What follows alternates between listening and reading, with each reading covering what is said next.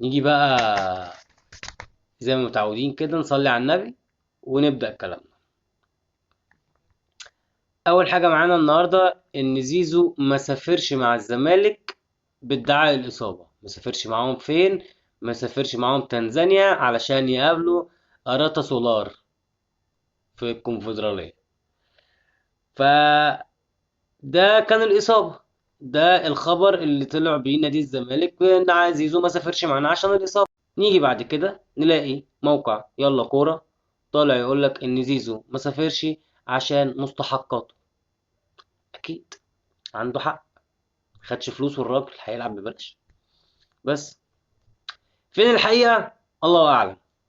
إذا كان زيزو ما سافرش عشان الفلوس أو عشان الإصابة الله أعلم. يجي الزمالك يقوم عامل إيه؟ يصرف لزيزو مستحقاته النهاردة. ماشي ماشي. كده هيبقى غيابات الزمالك من ماتش ريتا سولار هيبقى فتوح وزيزو للإصابة، وهيبقى عواد وعبد الله جمعة. ليه؟ الله أعلم، ما أعرفش. في الاتحاد الدولي للتاريخ والإحصاء النهارده بيعلن إن الأهلي يحتل المركز السادس في التصنيف الشهري للأندية.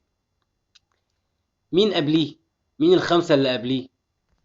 سيتي ومدريد وفلامينجو وإنتر ميلان وبورتو، والأهلي يجي رقم ستة.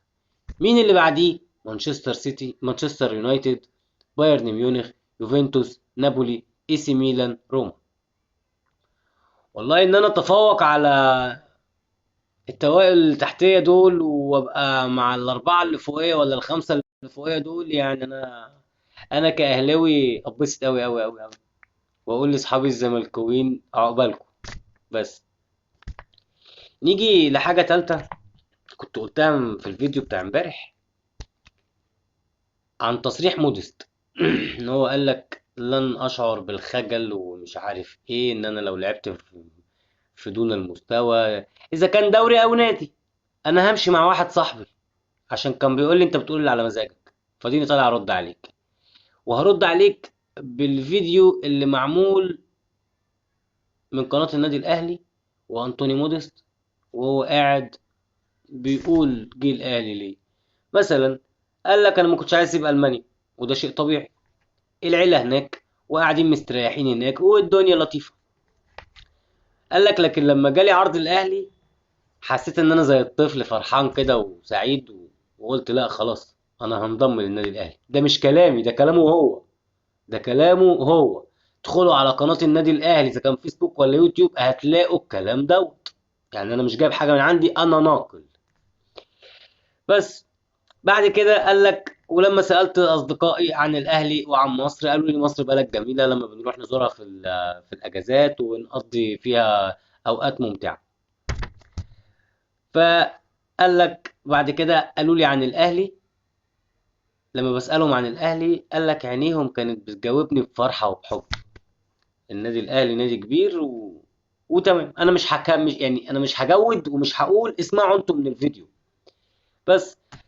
فبيتسأل عن يعني ايه اللي ممكن يقدمه او ايه اللي هو بيفكر ازاي في الموسم الجاي قال لك هو اكيد هيكون موسم مختلف علشان الموسم اللي فات هم خدوا كل حاجة، فاكيد هنحاول السنة دي برضو نعمل كده علشان نكتب تاريخ جديد. هو كل ساعتين الاهلي بيكتب تاريخ وبيسطر حاجات جديدة. عامة يا مودست انت منتظرين منك، وكل الناس اللي بتقول لك ده 35 سنة ومش عارف ايه برضو. بس اخر حاجه قالها برضه، قال لك احنا دايما في اوروبا بنقول ان النادي الاهلي هو اللي بعد ريال مدريد. ده برضه هو مش انا، عشان ما حدش يجي يقول لي انت بتفتي وانت بتقول من دماغك. ادخلوا على قناه النادي الاهلي اذا كان فيسبوك يوتيوب اي بلاتفورم وهتلاقوا الكلام والفيديو لسه نازل من ساعه، يعني من وقتنا ده من ساعه، يعني اللي ملحقش يتفرج عليه يروح. مع ان ما اظنش يعني عشان الفيديو جايب ارقام كتير قوي بصراحه. هو قدامي أهو.